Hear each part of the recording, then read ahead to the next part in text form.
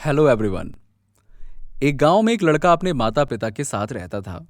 इकलौती संतान होने के कारण वो माता पिता का बहुत लाडला था। उसके माता पिता उसे चाहते तो बहुत थे, लेकिन उसकी एक आदत के कारण हमेशा परेशान रहते थे। वो लड़का बहुत क्रोधी स्वभाव का था। उसे छोटी छोटी बातों पर क्रोध आ जाता था और वो तैश में आकर लोगों को भला बुरा कह देता था। इसीलिए पड़ोसी से लेकर स्कूल के दोस्त तक ने उससे किनारा कर लिया था। माता पिता ने उसे कई बार समझाया, लेकिन उसके स्वभाव में बदलाव लाने में असमर्थ रहे।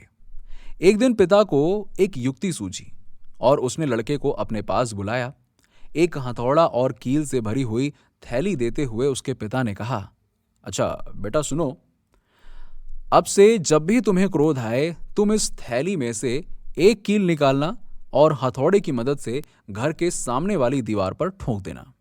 बस ये तुम्हारा क्रोध शांत करने में मदद करेगा। लड़के ने पिता की बात मानकर वो थैली और हथौड़ा ले लिया। उसके बाद से जब भी उसे क्रोध आता वो फटाफट दौड़कर आता और घर के सामने वाली दीवार तक जाता और थैले में से एक कील निकालकर उसे दीवार पर ठोक देता। इस तरह अगले दिन उसने 40 कीलें दीवार पर ठोक दी। उसे थोड़ी थोड़ी देर में क्रोध आ जाता था, इसीलिए उसे बार बार दीवार तक जाना पड़ता था और वहां कील ठोकनी पड़ती थी।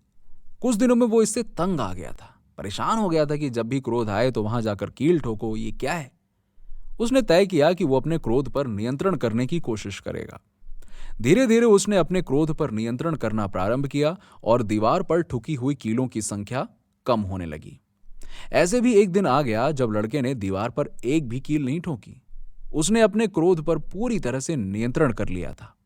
उसके बाद भी कुछ दिनों तक उसने खुद को परखा और जब उसे यकीन हो गया कि उसका क्रोध पूरी तरह से उसके नियंत्रण में है, तो वो अब अपने पिता के पास गया और बोला, पिताजी, अब मुझे इस हथौड़ी और कीलों की जरूरत नहीं है, क्योंकि मैंने अपने क्रोध पर नियंत्रण करना सीख लिया है।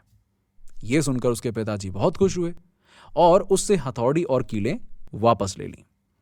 अब उसके पिता ने एक नया काम लड़के को दिया और कहा कि बेटा एक काम करो, अब से जब भी तुम अपने क्रोध पर काबू करो तो जाकर दीवार में से खींचकर एक कील निकाल लेना। लड़का ऐसा ही करने लगा। हथौड़े से कीलें दीवार में ठोकने से कहीं ज्यादा मेहनत उसे कीलें निकालने में लगने लगी, लेकिन जैसे तैसे करके उसने दीवार में से अधिकांश कीलें निकाल ली।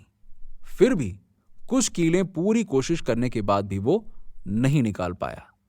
उसने पिताजी को जाकर सारी बात बताई।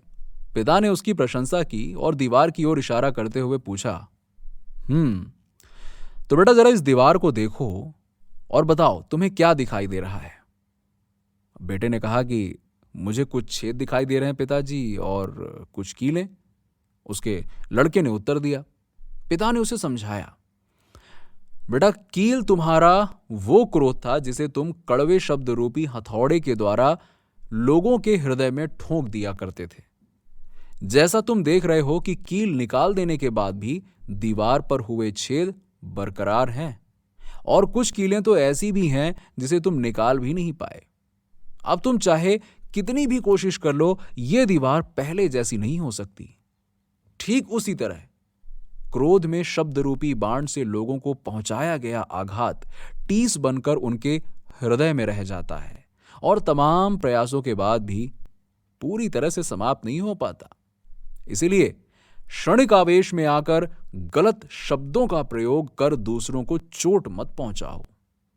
मोरल ऑफ द स्टोरी, शब्द रूपी बाण लोगों के दिलों पर आघात पहुंचाते हैं, इसलिए क्षणिक आवेश में आकर गलत शब्दों का प्रयोग कर दूसरों को चोट मत पहुंचाओ।